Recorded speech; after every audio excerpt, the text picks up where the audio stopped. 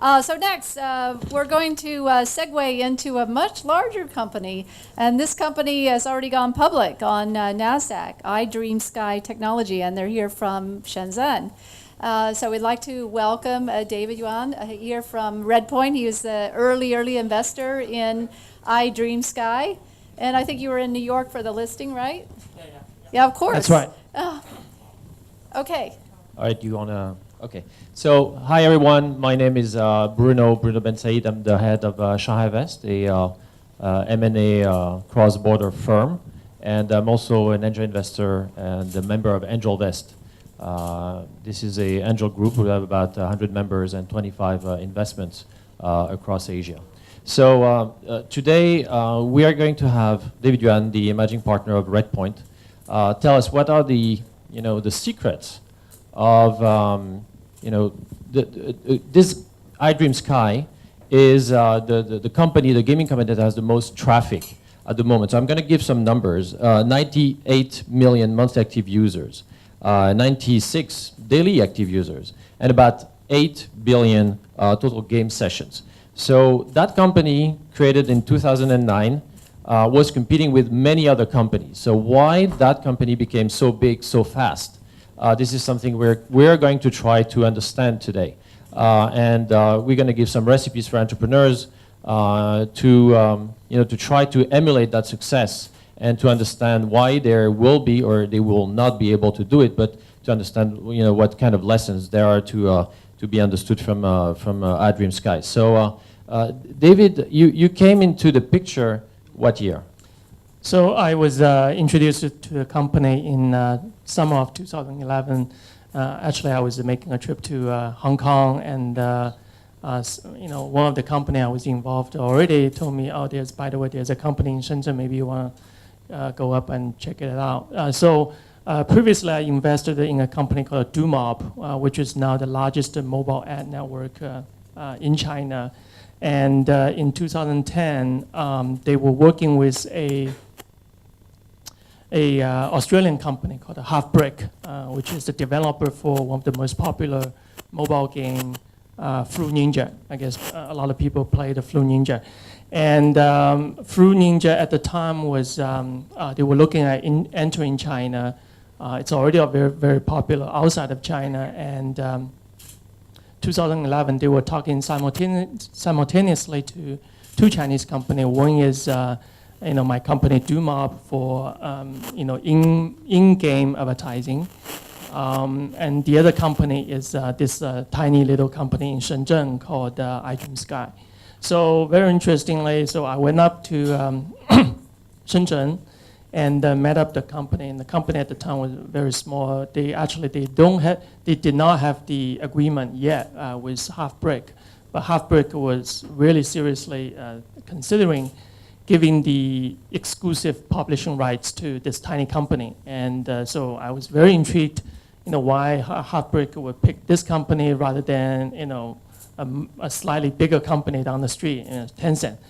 So we did some studies, did some diligence, and we found out this company actually started 2 years earlier. It's a whole bunch of technology guys. They were initially doing some kind of outsourcing for studios, global studios.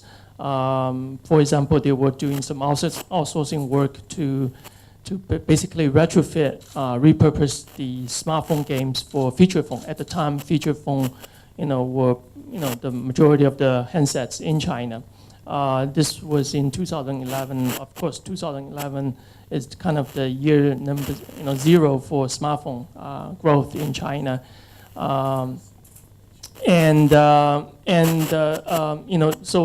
So iDreamSky, gained a lot of trust. I think that's the most important thing for global studios when they're looking at partnering to entering into Chinese market, because they were at the time they were all very skeptical about the typical Chinese company, concerned about IP rights, even particularly for large company like Tencent, Baidu, and all those, and they really trusted this company iDreamSky. So at the time they had two angel investors in the company, Legend and Redpoint decide to lead the first round investment at the end of 2011, and so we made the investment, put money in beginning of 2012, and yeah. Okay, so basically when they started, they started by being an outsourcing firm. And that's how they gained, I mean, just to make the point very clear, that's how they gained the trust of Western publisher, because Western publishers were outsourcing some of their work to this company, to, and they made sure that the IP, was staying safe, and that they could be trusted to do other things with the same publisher when they were entering the China market. And we can see that pattern actually, happening in other kind of companies. And I'm going to just use a very quick example. Mobile publishers are probably familiar with a company called App Annie, and I was involved in into the Series A fundraising for App Annie. And they started off of ExoWeb, which is a mobile outsourcing company that ended up doing their own games. But at the end of the day, this was a company of people in Beijing that were only doing outsourcing work, and that's how gradually they gained the trust of other people, and that they could bring also good management, good engineers, and good talent. And in the case of, I guess, iDreamSky, they could sign a contract with a very well-known Western publisher, and get the ball rolling.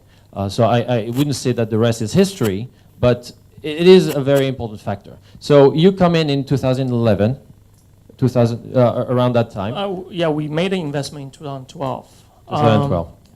Okay, so 2012, and it listed in August 2014, right?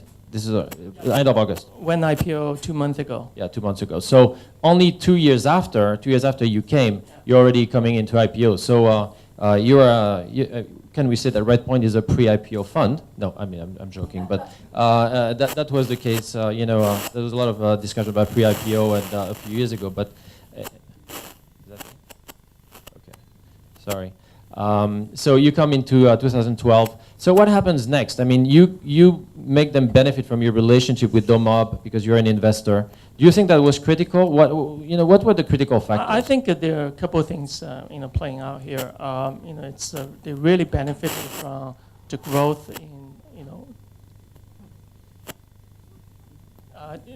in mobile internet, the user growth, and particularly also the growth in mobile gaming. Started with casual gaming, right? And the other things is that they're not just a simple publisher. They do a lot of things for developers, global developers, in terms of content, localization.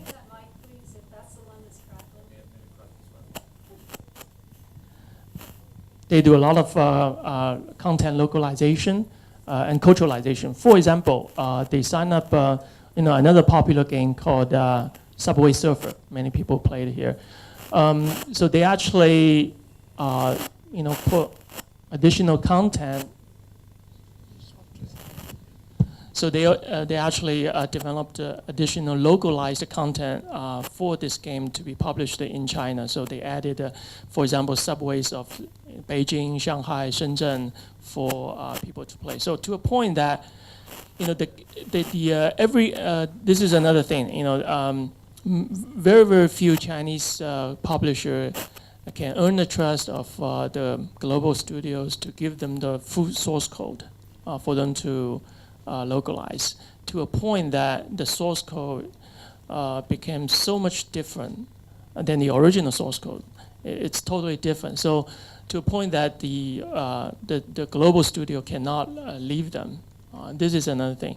So they signed the first game is, as I mentioned, Fruit Ninja. And next is the big game is a Temple Run. The next is Subway Surfer. And now they have over 70 games in China. And most of those games, they are exclusive publishers for China, and they have full source code for those games. And I'd like to add that while iDreamSky customizes Subway Surfer for Shanghai, Beijing, and other places, in the same time, the developers of Subway Surfer are only updating one city while they are doing 3, 4, 5, 7. So, they've taken the China speed, like the, a high-speed train, and taken the game to another dimension, which the original developer could not even dream of. And I think this is something to be, emphasized, is that, coming to China and working with the right developer, the initial publisher, took that game to a new dimension. And if I may use a parallel, a competitor of iDreamSky called Yodo One, who has basically imitated the model because they came later. They also took one game and made it totally different, totally customized. So, but anyway, let's. I mean, so one event led to another. So when I first invested, there were only probably less than 5 million installed based in China for iDreamSky, and in 2012 it grew to tens of millions, and today, fast forward today, they have over 300 million install base, so a lot of users. And another interesting thing was that as they were gaining a lot of tractions, it definitely caught the eyes of some of the big guys, including BATs, and Tencent, being a very big player in the online gaming space. Tencent actually went to some of the global developers that iDreamSky had and asked her to build a relationship to become publishers for those games. And in every case, the developer told Tencent to go back to iDreamSky because they've already signed up with iDreamSky. So Tencent became very intrigued, and they actually came to iDreamSky. They said, we cannot get around with you, so let us invest in your company. And do you think this is the fact that they were also in Shenzhen? Did that count to some extent, or not at all? Yeah, I mean the fact that they are next door neighbors certainly helped, but at the end it's really the relationship they have secured with global developers. Publishers. Okay, so Tencent came in, and as Rebecca mentioned in one of her articles in Forbes, they enabled also the WeChat channel to be to open and to increase the traffic tremendously, to the extent that I think the revenue is quadruple. I think Tencent came in is definitely a very strong endorsement and validation. The revenue, as you mentioned, grew quite dramatically. It was 2012, the first year we put money in, they generated something like a $4 million top line. Last year, 2013, they did something like a $45 million US, so went up 10 times. And this year they're gonna do 200 million plus top line.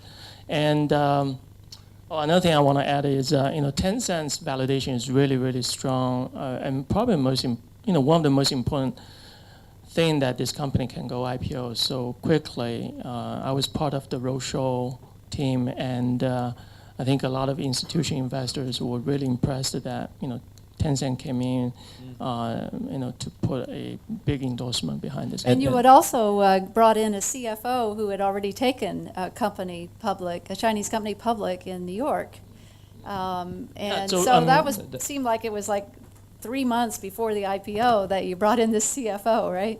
Yeah, because everything came together very quickly. We decided to go IPO probably at the beginning of the year. We hired auditor, and then we have to find a CFO. And fortunately, we found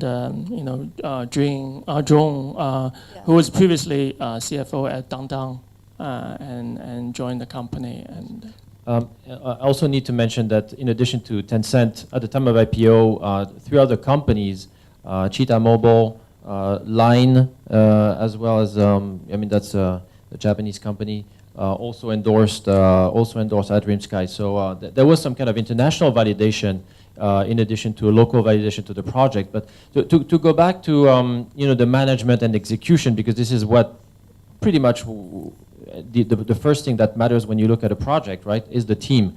So give us a few things about the team very rapidly, then we go through Q&As. Michael set up the company, and then Jeffrey joined, but they had very different personalities. Can you tell us, do you think that mattered? How was execution? Why did it go so well? Or is it the background of the team? Yeah, I think the team is really very unique. But there were 3 co-founders, and they're all very complementary to each other. Michael is certainly a bigger than life figure. And he's a big technology guy. Previously worked at Huawei and Tencent. And Jeff is a very interesting, another interesting character. He grew up in Hong Kong from a wealthy family, but unfortunately, during the teenage years, his father went bankrupt, so he was living on the street literally for a year or so, and ended up running a internet cafe, and became really good at running internet cafe, and that's how he got into the gaming and became really close with a couple of the global gaming companies, and that's how he got into the gaming industry. And somehow they, met and they hit off really well. So they started this thing. Very, very, very quickly. Can I infer from what you just said that, for example, to be successful in a mobile internet company in China, some of the founders need to be alumni of the BATs? That's Baidu, Alibaba, Tencent. Is it somehow required, useful, or not? Because, for example, Bertelsmann just launched an angel fund. I called them and say, where are you going to invest in? I said, we only invest into alumni from Baidu, Alibaba, Tencent. And I thought maybe that's a bit restrictive, because there's a lot of people that want to be setting up a company and raising funds. So, reassure us that maybe this is not totally necessary. Or you can have team members coming from these companies, that's always good, but personality like Jeff also counted. Yeah, I think, we have invested in close to 30 companies in China over the last 10 years, and statistically looking at our portfolio company, we like to back, experienced, proven entrepreneurs, previously worked at one of those big platform companies, and we had examples that we funded grassroots young entrepreneurs, and somehow later on they would always run into ceilings or bottlenecks. People who worked there but were successful there, that were the key person launching of that or this service, not only worked there as maybe a secretary or an admin. It had to be someone. Okay, let's move to maybe 2 or 3 Q&As. Two questions. Was going public a good idea for iDreamSky? In hindsight, was going public a good idea for iDreamSky? Oh, yeah. Wasn't the timing right? Yeah, I mean, there's some interesting stories. So iDreamSky went IPO on NASDAQ on August 7th. And if you guys recall, August 8th, that was the original day for another big company supposed to go IPO. Fortunately, that company decided to delay by a month or so. Otherwise, we wouldn't be able to go IPO. So, to show respect, okay. This is very nice. Any question from the audience? No okay, one? going once, going twice. One in the front from Napoleon. Where's the mic? No, it's okay. You don't need a mic. That's fine. How do you transition from publishing, distributing other people's games into China to publishing your own? Are you just a middleman? Did everybody hear the question? Yeah, how do you transition from publishing other people's game to publishing your own games? I guess this is a kind of a delicate issue. I think they decided to stick with publishing model because they don't want to perceived to be competing with their clients. It turns out that they provide significant values to the original content, original developers, and to a point that they're able to extract increasingly more and more economics from the business. They are running something like 15% net margin. It's quite hybrid because they take original content and they made it their own. So they're creating it in a sense. So they're just using the root, some of the code, and then they do something new, which is basically in between what you're saying. Okay, any other question? Okay, All let's give Bruno Thank you. and David a round of applause. Thank you Thank you, very David. much. And you can see how knowledgeable both of them are, and all of our Tech Chat entrepreneurs. Thank you.